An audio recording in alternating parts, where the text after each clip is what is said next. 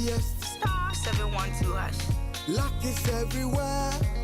For everyone, yeah. The luckiest. You're still live here on News 90s on Joy 99.7 FM. Now, the two suspects standing trial for the murder of a 10-year-old boy in Kaswa have been found guilty of both murder and conspiracy to commit murder. The crime committed in 2021 grabbed the attention of the nation and has now been resolved after 3 years, with the High Court handing down its sentencing. Member of our Legal Affairs Desk, Kaswa Santo, joins us with more on this. Briefly count the facts of this case, Kweku. Well, Evans, we know that in 2021, 10-year-old Ishmael was lured into an uncompleted building and murdered. And this was specifically on April 3, 2021. And the two accused persons were said to have been convinced through social and even mainstream media that performing a human sacrifice would bring them instant wealth. The boys allegedly planned the murder after consulting a spiritualist who allegedly promised them riches if they performed this human sacrifice. So Ishmael, this 10-year-old boy, was lured into this uncompleted building and was hit on the head with a concrete block, and then he was buried alive, according to investigators. And according to the investigators, these two boys took Ishmael for that he had actually died, and they buried him in a very shallow grave and left him there until some members of the community in Kaswa actually came to the scene and alerted other persons. And what was the case of the state prosecutors? So, Evans, according to the investigators, the first accused person actually admitted during interrogation that the plan was to kill the victim, and that it stemmed from watching a video of a spiritualist who had promised them wealth in exchange for 5,000 cedis and human blood.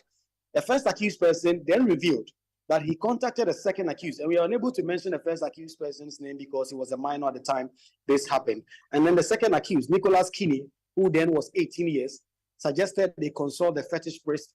The priest, like I said, allegedly demanded 5,000 cedis and human blood from them. And then as part of the plot, they first intended to kidnap the boy and demand a ransom from his parents. The victim was lured into an uncompleted building by the first accused person, and under the guise of receiving a gain. And then once there, he was struck on the head with a stick and later with a cement block after the boy Ishmael pleaded for mercy.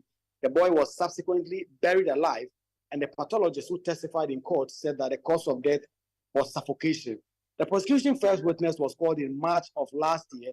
They then called 7 other witnesses, including Ishmael's father, the first accused person's own family members, and police officers who did the investigation for this. The detective who investigated this case and the pathologist who performed the postmortem also testified for the state, Evans.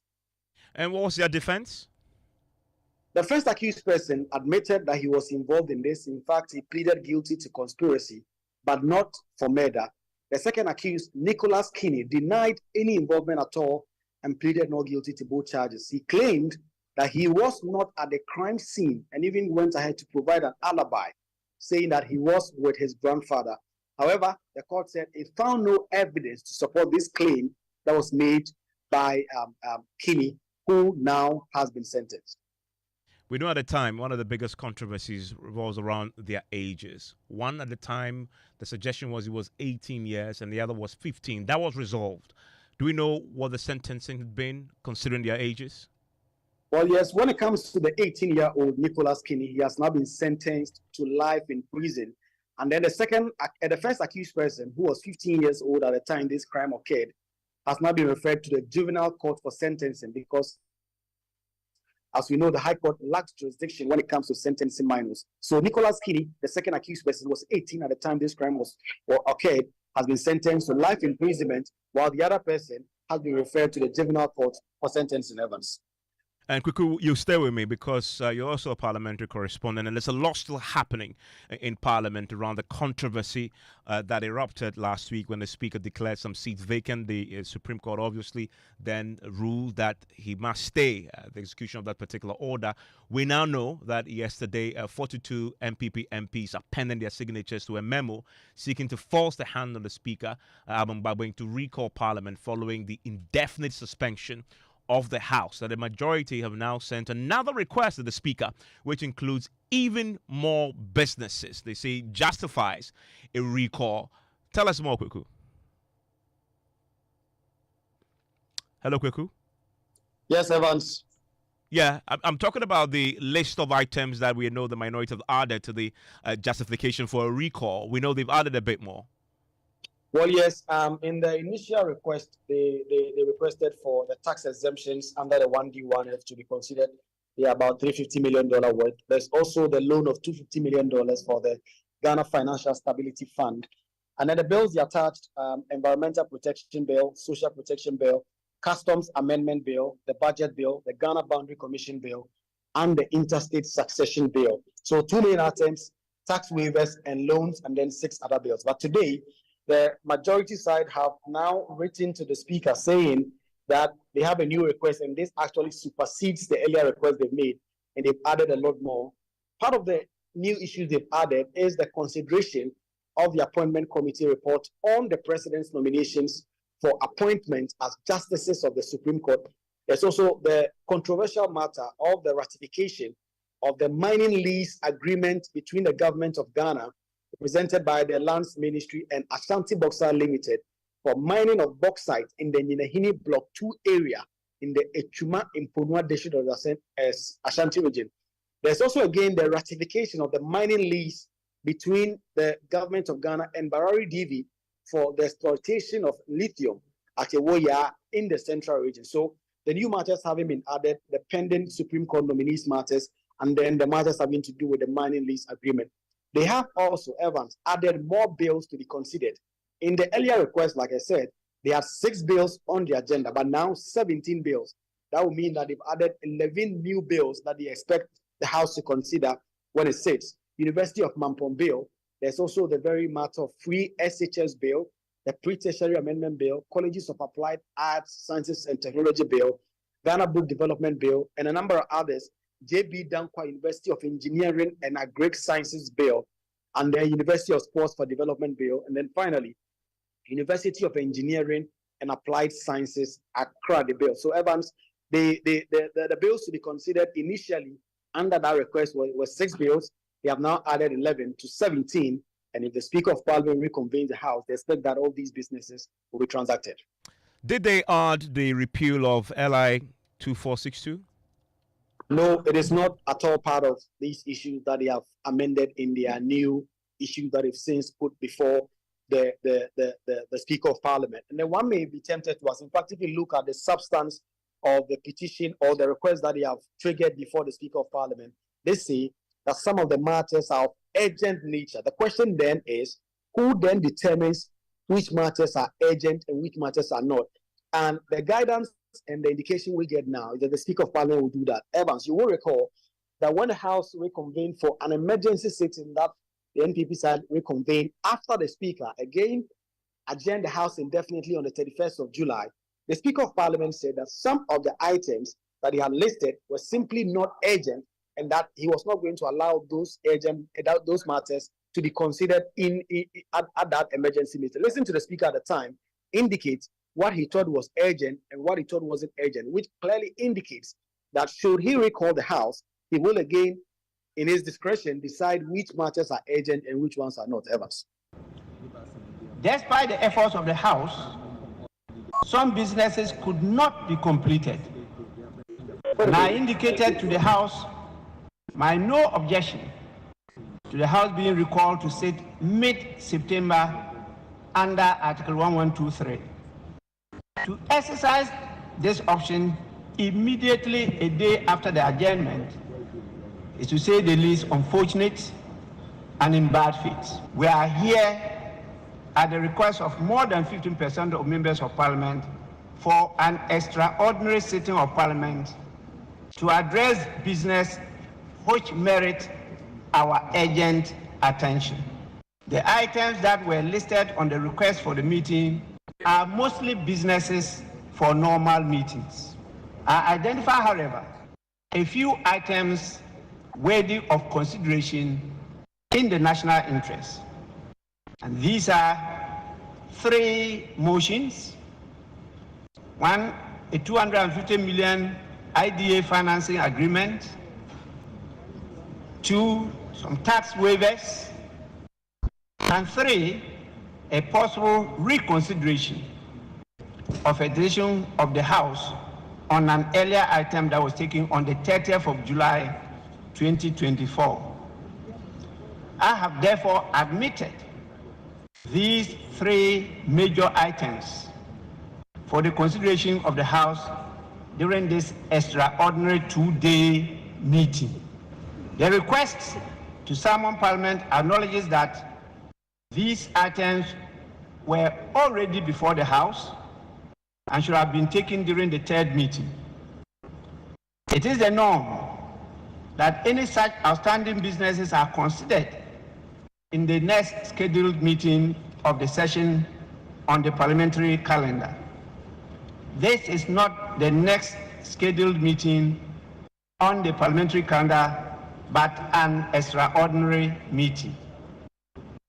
The nature of the meeting demands a revaluation of the items to see whether they are eligible to be considered under Article 1123 so as to necessitate a recall of Parliament after adjournment sine die. And we'll get into that controversy pretty shortly. And the question of whether or not Alban Gbagbe himself had done a U-turn on the substantive matter of declaring those 4 seats vacant. We'll hear from Evans Mensah, the former majority leader who has been speaking to us in an exclusive interview. But on the subject of whether or not the Parliament can be recalled, if you can make a case that there is an urgent matter to be considered. You remember that yesterday on Top Story, a member of Parliament for South Dai, Roxanne Nelson Dafiamekpo, threatened to file a process at the Supreme Court to enjoin the Speaker from recalling Parliament, despite the fact that the NPP side had managed to collect the number of signatures they require under the Constitution to compel the Speaker. Listen. And they should wait for it, because I am also going back to the Supreme Court. I am going to ask the Supreme Court to interpret the constitutional provision that they are invoking. Because when a speaker invokes a constitutional provision to arrive at a decision, they are questioning it. So I am also going to the Supreme Court to challenge this motion or memo for a recall. I will seek to enjoin the Speaker from acting on this memo until the final determination of my case. I have served notice. When is this action expected to take off? I am filing it tomorrow. I'm working on it. As soon as I got this, I'm working on it. But I'm also going to hold consultation with my leadership and regarding it and see what happens by close of business tomorrow. And as we speak tonight, we don't have certainty whether or not he's managed to file or not, but it raises a few questions. I want to bring in the former MP for Tamale Central, also the former ranking on the Constitutional and Legal Affairs Committee in Parliament, Inusa Fuseni. Thank you, sir, for your time here on Newsnight. Is there a controversy to be settled on this particular subject by the Supreme Court? Hello, Mr. Fuseni. Okay, we don't seem to have him. We'll bring him into the conversation pretty shortly. But recall that at the heart of this controversy that has been raging for the past 2 weeks is the decision by the Speaker, Alban Gbagbe, to declare some 4 seats vacant. We're hearing from the former Majority Leader, Evans Mensah, in a yet-to-be-heard interview on the PM Express. He's been revealing that Alban Gbagbe had done a significant U-turn on the subject, because in 2020 he disagreed with the ruling by Speaker Professor Michael Quay. He says it is strange that he has taken this decision now to declare those 4 seats vacant. I remember 2020, yes. Professor Okwei, at the instance of the party, writing to him to expel the Honorable And Sema. He then proceeding to say that he construed that to mean that his seat had become vacant. I, as a then majority leader, in conclave, I told him I disagreed with him. So in 2020, you Yes. privately told In conclave, Professor Michael Quay. Yes. And And you the Honorable disagreed with it. Gbagbe, the current speaker, was the second deputy speaker. That's my worry. When I said so to Professor Quay, he agreed with me that no, Professor Quay would be wrong. So Alban Gbagbe, Yes. who was the second deputy speaker Yes. in 2020, agreed with you Yes. that Michael That's- Quay was wrong to declare Andesiama's seat for Fomena vacant. Yes. And my reason for saying that was that I did not consider a declaration of intent into the next succeeding parliament as amounting to exiting his party. I didn't. And then when the party wrote that they had expelled him from the party, or he had automatically exited the party, I also felt that that did not amount to the person resigning from the party or resigning from parliament. And in 2020, yes, Alban Bagbin took the side that you cannot vacate the seats of current MPs just because they had declared an intention to contest as independent candidate. So when I disagreed with or been expelled from the party. When I disagreed with Professor Okwe, I buttressed my case with my argument with what had happened in 1993. And as I said, Saint Alban agreed with me. I'm referring to him. Why Saint Alban? Oh, I mean, oftentimes I affectionately refer to him. And his response to you when you say that would be? Oh, I mean, he takes it in his stride. Right. But he fundamentally, more importantly, he agreed with you. He agreed with me. So we left it. And that is why I wonder how come, he makes this U-turn on this.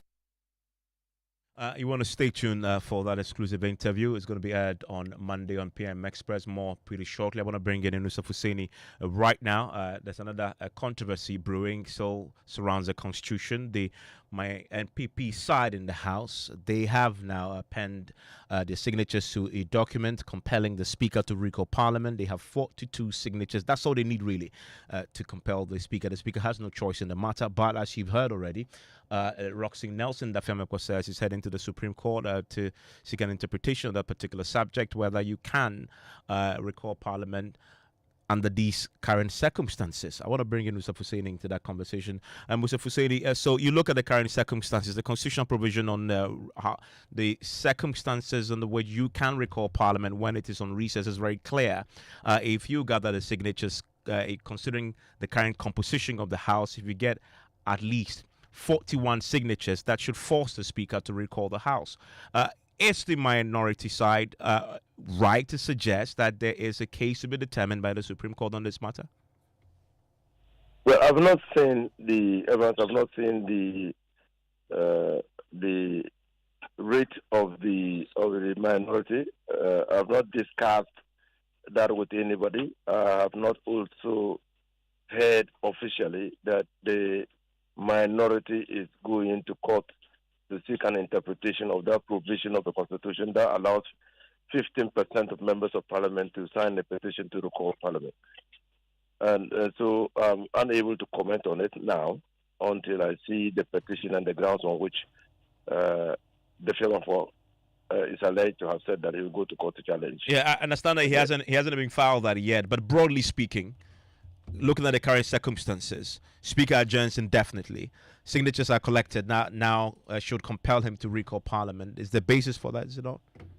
Well, speaking presently off the cap of my head, there are no known conditions except the condition of the floor. That is the floor level. The 15% of members of Parliament signing a petition to recall the Parliament on some stated grounds. And so if there are those stated grounds and the petition to the Speaker is signed by not less than 15% of members of the House, the Speaker then will have to recall Parliament to determine whether the matters that have been raised in the petition are matters of an agent nature or of public interest. The Speaker is the only authority, as far as Parliament is concerned, clothed with the authority to make that determination, correct? Yes. But he will first have to recall, and then he'll have to make the determination to the rest of the MPs in the chamber. Yeah, so even that one, the Speaker has 7 days within which to recall Parliament. But that there's a bit of a lacuna there. The Speaker has 7 days within which to act on the petition to recall Parliament. But the Speaker, the Constitution doesn't say when the Speaker recalls Parliament. So the Speaker can act within 7 days to recall Parliament and fix the recall for 27th day of December. And read out that determination whether or not there is an urgent business to be conducted. And in fact, he can actually come and say he doesn't see any urgency urgent business and agenda house again. Again. That's a possibility. That's a possibility. Or, I mean, first of all, he has to fix a date. So he makes a determination to recall Parliament. If he so makes it favorably, that yes, a petition has been sent to me invoking my jurisdiction to call Parliament on an urgent matter, and so he must act on the petition within 7 days. Now, he can say that, well, those matters raised are not urgent. But if he comes to the conclusion that they are urgent matters, he then determines when to recall Parliament. The law doesn't say that he recalls Parliament within 7 days or 14 days. He makes the determination to recall Parliament within 7 days. That's the law. He makes that determination. And so if he makes the determination within 7 days to call Parliament a month after that determination, he will still be within the ambit of the law. Thank you very much, Yusuf Hussaini there. That's the MP, former MP for Tamale Central. Now, talking about this, the former Majority Leader, Evans Mensah, has been speaking about what it will take to resolve this particular crisis that has been unfolding over the last few days. He says the current Majority Leader should endeavor to consult a bit more. In fact, he says consultation holds the key. I tried to reach him because upon my return, I needed to even call him back to brief him about what had happened in Geneva. And then I walked into this. So I just wanted to, kill 2-3 birds with one stone if I had opportunity to see him. But unfortunately, as I said, I came and I had to dash to Kumasi last Saturday. I came Friday, late evening, and Saturday, first flight, I had to go to Kumasi. And as I said, when I went there, I suffered, unfortunately, the transition. But you intend to tell him to the face? Well, I intend to engage him. If I had been the Majority Leader, I would certainly have engaged him. And we remain friends. So if something that I disagree with, he involves himself in that, I have to engage him. I will. Why not? He may agree with me or he may not agree with me, right? But I'm saying that I haven't changed my mind because of the imperatives of Article 97, 1, F, G, and H. Well, Seche Mensah is also calling for calm to prevail because of the timeliness of some of the businesses that Parliament must consider. I think that giving the currency of matters, especially with the CI and as I said, some of these bills, the Speaker could have agreed with them that because the Boundaries Commission bill, for instance, I together with Agaga, Roxanne, Anyimedu, and others sat down and straightened up things. So if it comes to Parliament, I believe they will not take more than 2 days to finish it up. In the meantime, the instrument will be running. So they could have determined with the leadership that given the fact that these things are not conclusive, we have to wait for the Supreme Court. But these are matters that we can deal with. So let's deal with 1, 2, 3 matters, right?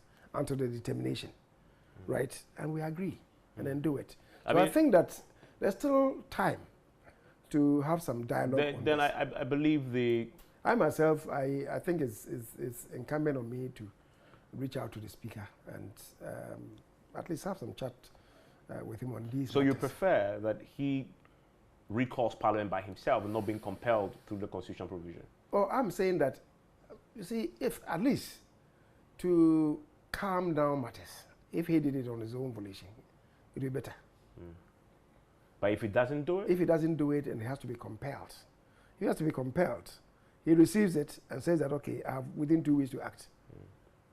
And then that still doesn't deal with the crisis and the emergency that you've talked about. And that is why I'm saying that all men and women of goodwill who can reach out to him should reach out to him and talk to him. To recall Parliament. To recall Parliament. Well, you have to stay for that full interview. It's on Monday on PMX or 9. Hear him talk about the circumstances surrounding his exit as majority leader. You want to stay for that. Still live here on News 90 on Joy 99.7 FM. Shortly, I'll be sharing your thoughts with the rest of the world. But James Oshan is here with business. Hello, James. Hi, Evans. Coming up in business this evening, Finance Minister Dr. Mohamed Amin Adam insists measures have been instituted to contain government expenditure as he announces total savings of 12 billion cedis from debt exchange program. And Africa Center for Energy Policy ASAP clarifies its position on Springfield Afina drilling appraisal, stating that data presented by the company is significantly differed from the data used by government. The business news on Newsnight is brought to you by MTN Business, Kingdom Books and Stationery, Syntex Tanks, and Pepsodent Charcoal and Herbal. The other day, I visited Kweku at his spunky new office to congratulate him on opening his business. And man, was I impressed. The business is just moving quick. The sales, customers, everything is just working seamlessly. The secret? He said, it's MTN Business Broadband. In this fast-paced environment, we need fast and reliable internet to support all business types. No laggy online meetings, great download and upload speeds, impeccable business management systems, all inclusive. I mean, you can have it all. Sharp! I signed on immediately. To enable your business stay ahead and stay connected, make sure you're signed on to the best internet made just for businesses. MTN Business Broadband. Sign up today on broadband.mtn.com.gh and manage your account on my MTN app. Call 0244 308 111 for more information. We are good together everywhere you go.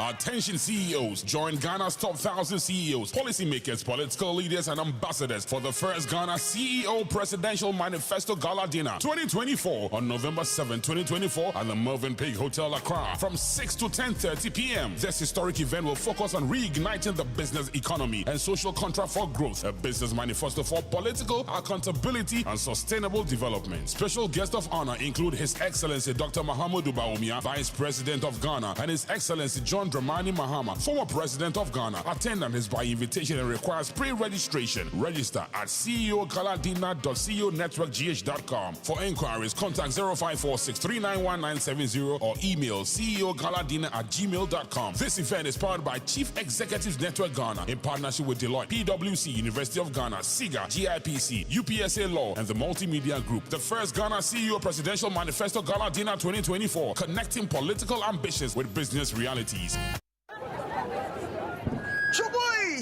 We have a new leader in town. OBRNT. Amanfo. Madam was Sibebre. When him say my baby, maybe mamu more charcoal for whiter teeth. More charcoal. Not only that, maybe mamu lemon. More lemon. Zinc for fresher breath. More zinc. And fluoride for stronger teeth.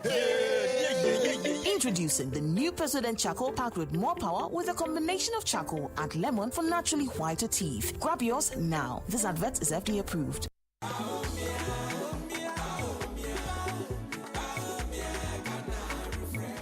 From the classroom to the lab, from the village to the city, the NPP's commitment to education is building a brighter Ghana.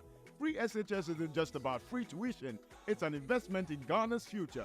We have topped it up with free TVET and STEM education, skilled graduates, innovative thinkers, and a thriving economy. That's the promise of free SHS.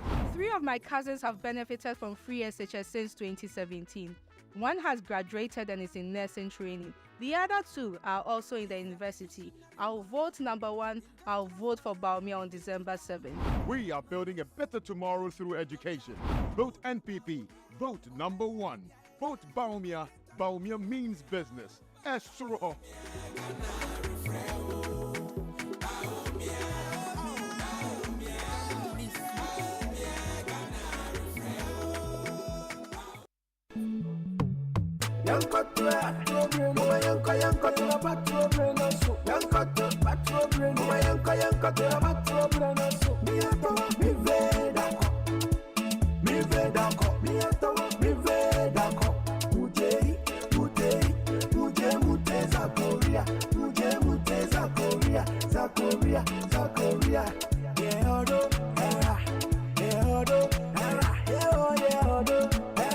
Civic beauty required of you.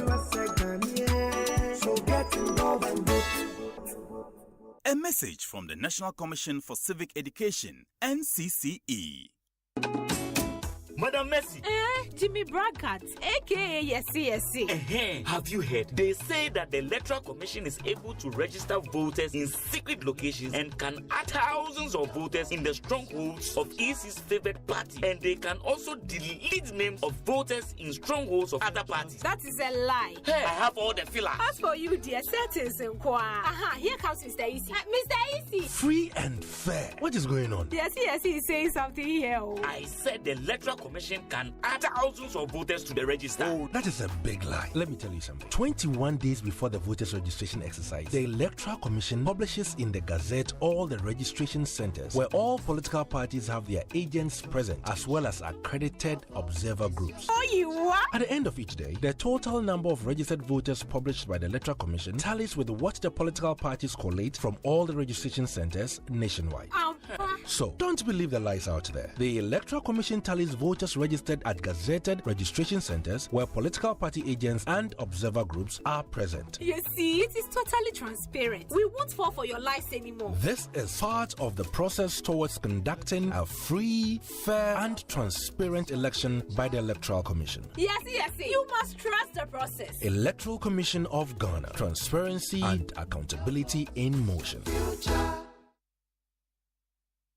Welcome back to Business on Newsnight. I am James Ishen. We settle for the details. Now, Finance Minister Dr. Mohamed Amin Adam has pledged that measures have been instituted to contain government expenditure by the end of this year. He gave the assurance following concerns that the government could end up spending more than approved due to the elections. But speaking in an interview with the IMF in Washington, D.C., Dr. Amin Adam said government is committed to reducing Ghana's debt sustainable levels. Why we succeeded, which other countries need to take into consideration in their restructuring, is number one, what we call fair burden sharing, because we had to do domestic debt exchange, which you haven't seen many countries do. We had to do that first to demonstrate our ability and our capacity to sacrifice the sacrifice of our people in biting part of the bullet before we went out to do the external debt restructuring. The second reason was simplicity. The simplicity in the sense that we went for a very simple structure, what we call the plain vanilla structure. And the third reason is the transparency. Transparency in the sense that we provided all the data. We did not keep any data away or any information away from the creditors. They asked all the questions. We publish all the documents. And we are even committed to further transparency in terms of debt transparency.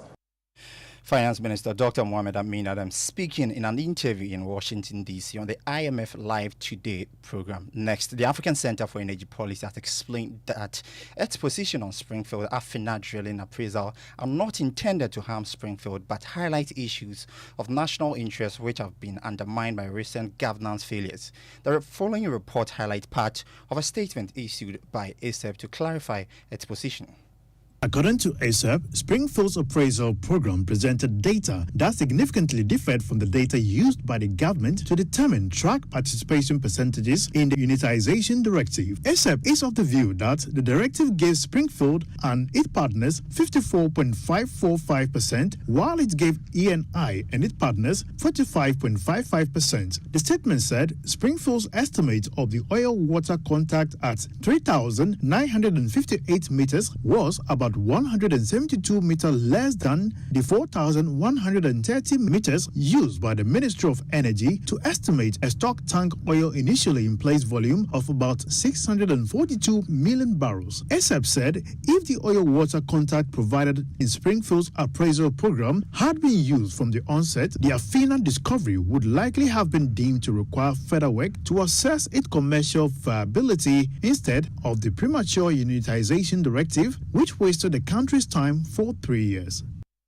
And that was a news desk report. To some other stories, the Chief Executive Officer of GCB Bank PLC, John Kofi Adumakun, is making a case for more education on environmental sustainability programs to citizens. Speaking to Joy Business after the KPMG CEO's outlook in Accra, Mr. Adumakun observed that investment into sustainability initiatives is the reliable channels for financial institutions to access affordable funds globally.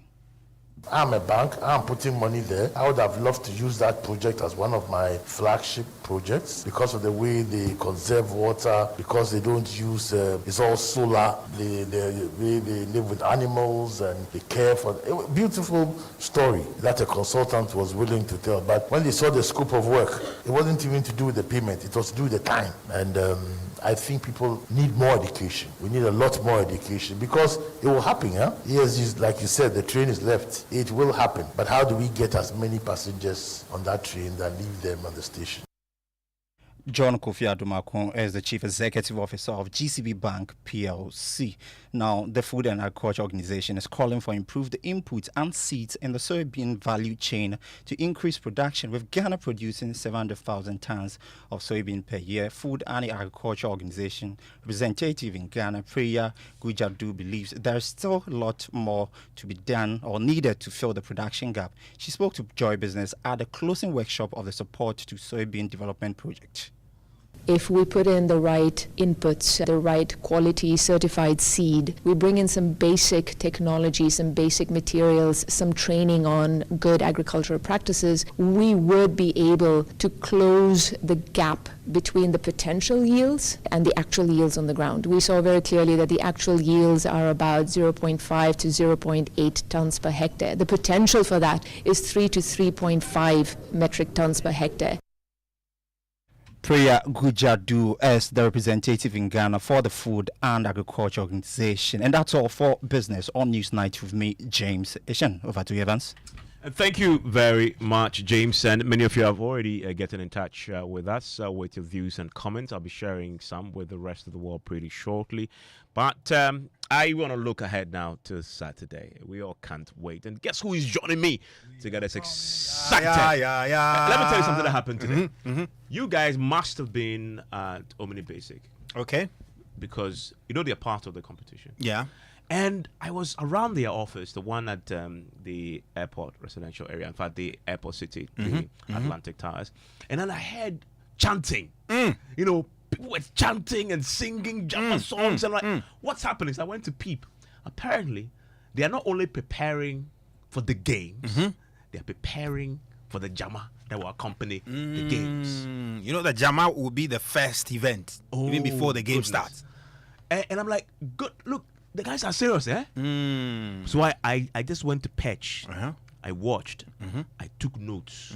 You know, espionage is part of sports. Yeah, very, very important. So I have scouting. notes. Scouting, exactly. Yeah. So as for Omni, if they listen to me, the secret is already out. Yeah, it's already out. We are planning for them. It's already out. It's already out. So 28 companies officially have registered to participate in the event come Saturday, all right? And today, we did the parents for the football competition. We did the parents, all right? I'm going to go through some of them. Let's go through it. Now, Adansi Travels will be taking on Nationwide Technologies. I see. So the company that takes people around the world will be facing a company that deals in technology. They have to disable the aeroplane somehow. Yeah, then we have Minerals Commission, the company that is at the forefront of Galamsey fights.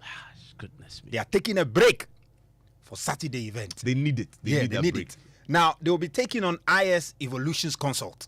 IS Evolutions Consult. Somebody must evolve somehow. Oh, yeah. Now, this is the very interesting one. And this is where Evans will come in. McDan Group of Companies will be taking on Multimedia. McDan Group of Companies. You understand? McDan has shares in Daniel Macaulay himself. Yeah. Taking on Multimedia.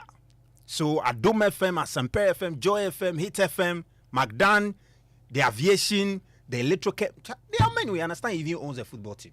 Oh, goodness. So, no, but that's an important point. Yeah. We need to be sure that the people who are playing are not from the professional football because we are bringing our lighting men, our sound men. and we are not sure who McDan is bringing in. So, it's really important. Now, the luckiest will take on Ideal Air.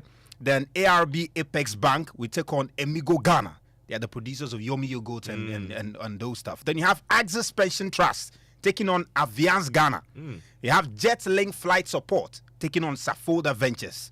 Then you have PWAC taking on MultiChoice. And Piva Beverages will take on Sawe Mano.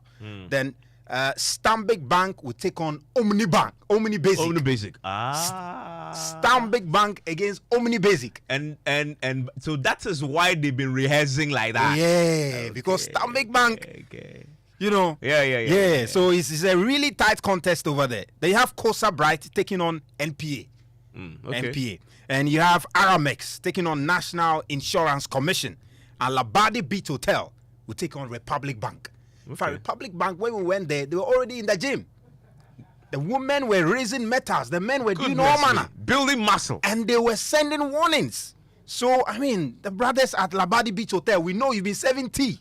And the others, this time you need to get ready. They need to stop serving tea. You need to stop serving tea. The tea is not heavy. You need to start lifting the weight. You need to start jumping into the sea and coming back and forth. Running across the beach. Some proper muscle, you know, and you have Zenith Bank taking on Premier Health Insurance. So, Evans, that's the pairings we put together. We got at the end of the draw today. Event is happening on Saturday.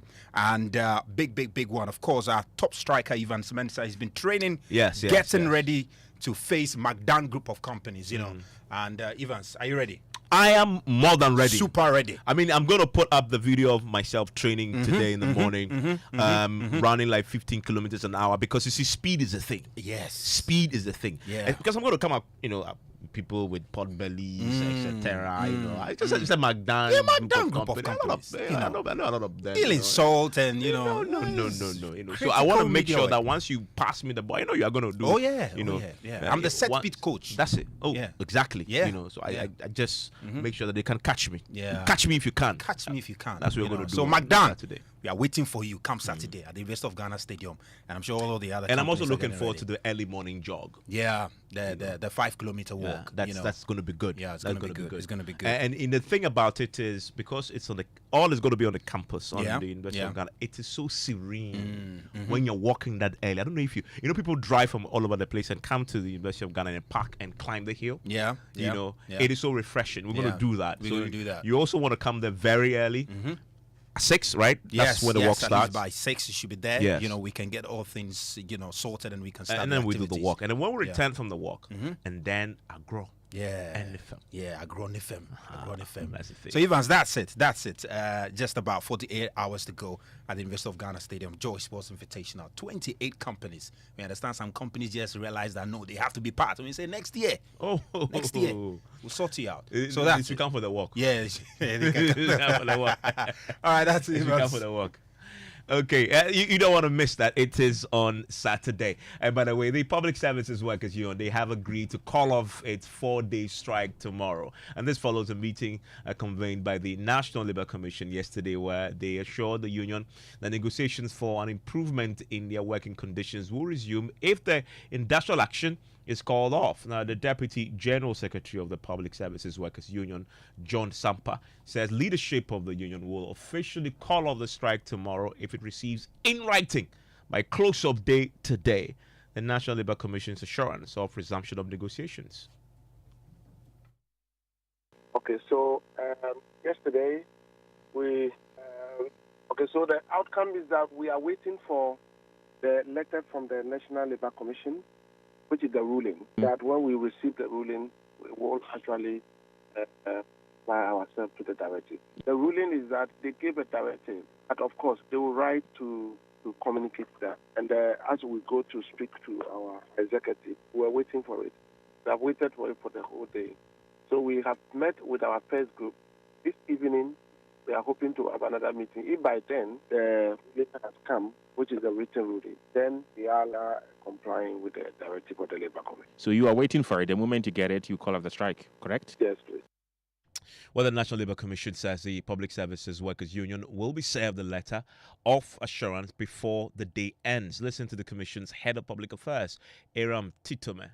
And the Commission further directed that the parties, the union, in this case the Public Service Workers Union, call off the strike with immediate effect to pave way for negotiation to begin. And the key word here, they call off the strike with immediate effect and go to the negotiation table in good faith. So that is what actually transpired. Usually what happens is when the Commission gives a directive, the Secretariat prepares the brief of the directive of the Commission. information and it sends it to the parties that are involved. And so that is exactly what they are waiting on. And I can assure you that they are getting it by the close of day. Yesterday, this meeting ran into late night. We ended here around 8 p.m. on this Public Service Workers Union and Fair Wages matter. So the staffs couldn't get back to sit back and do this. Today also hearing is continuing, but then the Secretariat is working on it and they are going to have it before close of day.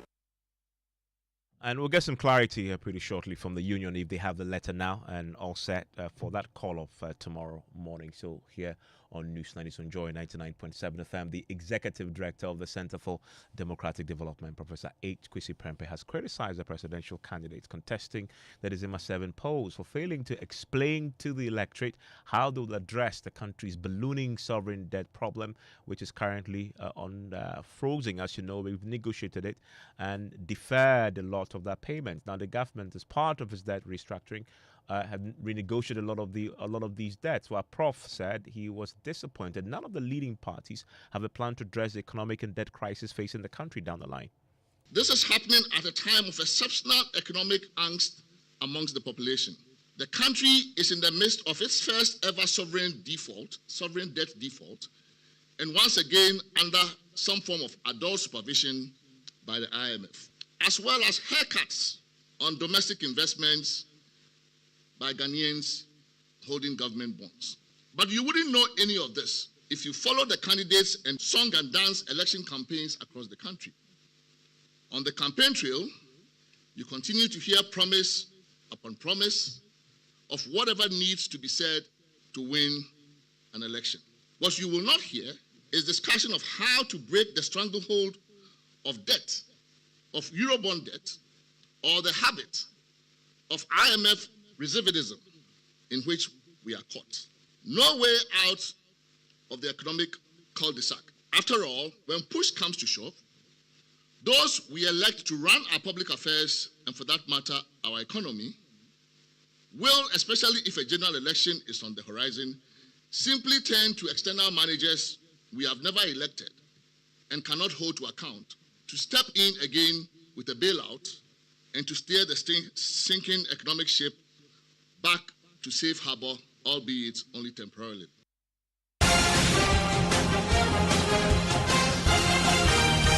Election Headquarters is brought to you by Petrosol Platinum Energy, Energizing Dreams, the Chartered Institute of Management Accountants (CIMA) and the American Institute of Certified Public Accountants (AICPA), together as the Association of International Certified Professional Accountants, German Ozone Medical Center, Alternative Therapy, Dental, Wellness and Beauty, Shopbox Technologies, a convenient service, Youth Bridge Foundation, bridging the gap for positive youth development, and Syntex Tanks, a year strong, a year tough. And this is your election headquarters. Is always one that you should look forward to as we build up to the December 7 elections. And tonight, MPP flag bearer Dr. Mahmoud Bawumia is insisting that he will turn this country into one run with a backbone of agriculture if he's elected as president in the December polls. He's been speaking at the rally in the Central Town constituency. My biggest priority as a president will be agriculture, to help the farmers. We are going to bring irrigation, we are going to bring technology. Every farming district, Central Tongo, and every of the districts in Ghana, what we have done for the roads with a drip program to give equipment for the construction of the road, we are going to bring agricultural equipment to every district for the farmers of this country. So every district will have a district agric mechanization center where we have tractors, we have combine harvesters, we have planters, all farming equipment that is available so that the farmers, when they need it, can get it to do their farm. Meanwhile, the chairman of the NDC, Johnson Sudin Ketia, has assured that a future NDC government will complete abandoned and unfinished projects. Your victory in the 2024 general elections, NDC National Chairman Johnson Sudin Ketia has been touring the Obom Domiabra and Amasaman constituencies in the Greater Accra region, rallying support for John Dramani Mahama and the party's parliamentary candidates. Speaking at his first stop in the Obom Domiabra community, he encouraged supporters to accept gifts offered to sway their vote in favor of the NPP candidates, but still cast their ballot for the NDC. The NPP is planning to offer you money soon to influence your vote in their favor. However, we are saying that while you may accept the money, vote against them. He further assured that all abandoned and uncompleted projects will be completed if the NDC is voted into power. Our documents indicate that this constituency was meant to benefit from the E-block policy. After we left office, the project is abandoned. President Mahama is assuring that all abandoned projects will be completed. Well, he's been speaking in the Obom Domiabra constituency. So live here on Newsnight on Joy 99.7 FM. And it's time for the latest from the National Science and Maths Quiz.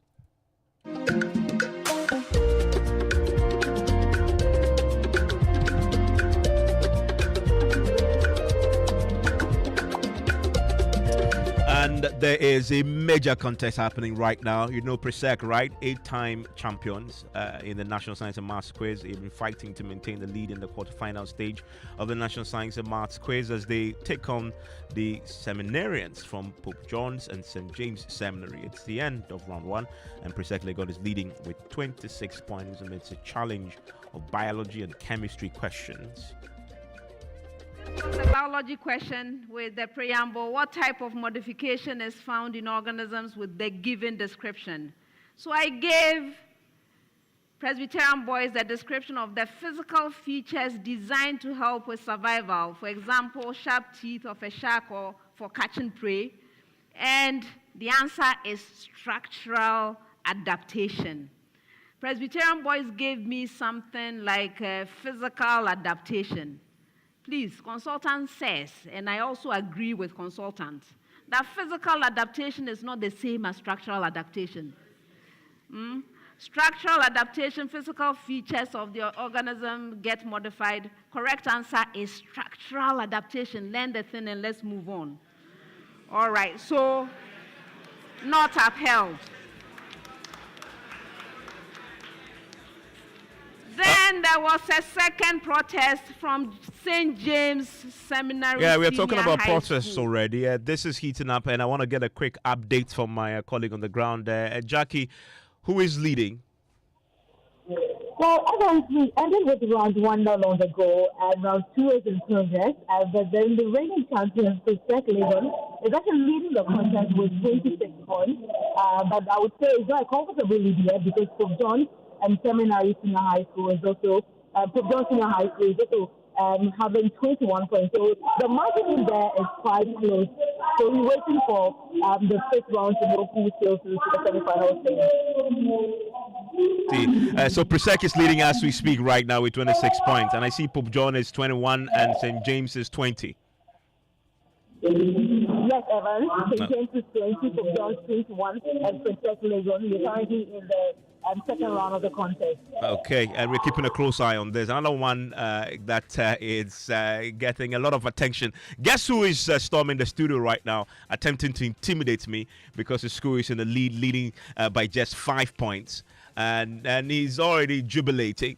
A man who was once in Presec and is very happy that the school is in the lead. But, you know, as they say, the first shall be the last. So don't jubilate just yet, Lexis. Yes. So, yeah, have you been following? Oh, is my microphone on now? No, it's not. Evans, listen. I mean, it's early days. I know you're wishing for a downfall, but you know Presec is... I'm told somebody is just telling Lexis has paused because he's losing the lead. He's not. Anyway, Lexis. But you want to go on to myjoyonline.com and get the very latest, but also it's live on the Joy News channel right now and across our social media pages. If you are not that yet, I'm pretty sure you'll be following. Enjoy the rest of your evening.